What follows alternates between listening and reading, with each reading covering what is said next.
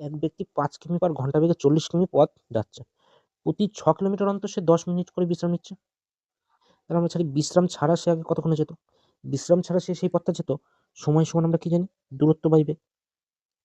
তাহলে দূরত্ব 40 কিমি, বেগ হচ্ছে 5 কিমি পার ঘন্টা সমান সে যদি বিশ্রাম না নিত সেই পথটা যেত 8 ঘন্টায়। এবার সে 6 কিলোমিটার অন্তর বিশ্রাম নিচ্ছে। তাহলে 40 এর মধ্যে 6 কতবার আসছে আমরা দেখি? তাহলে সে 6 বার যদি 10 মিনিট করে বিশ্রাম নেয়, টোটাল বিশ্রাম নিচ্ছে 60 মিনিট। পথটা কতক্ষণে যাচ্ছে? এই 8 ঘন্টা আর এই 1 ঘন্টা। টোটাল পথটা সে যেতে সময় নিচ্ছে 9 ঘন্টা।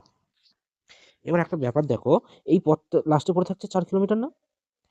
সে ধরো এই পথটা 40 না দিয়ে 42 কিলোমিটার দিল। তাহলেও তো এটা 6 কিলোমিটার। কিন্তু তারপরেও কিন্তু এ 6 বারই বিশ্রাম নেবে। কেন? কেন সে শেষে পৌঁছে যাচ্ছে। কেন? এবার দেখো যদি 42 হতো তখন তো তারা 6 দিয়ে ভাগ করলে মিলে যাবে। ৬ ৭ 42। যখনই দেখবে এরকম অঙ্ক দেবে আর ভাগ করলে মিলে যাচ্ছে, যে ভাগফলটা পাবে তার থেকে ১ বিয়োগ করে দেবে। সে ৬ বারই রেস্ট নিচ্ছে। আশা করছি বুঝাতে পারলাম তোমাদেরকে। না বুঝলে কমেন্ট সেকশনে তাড়াতাড়ি জানাও।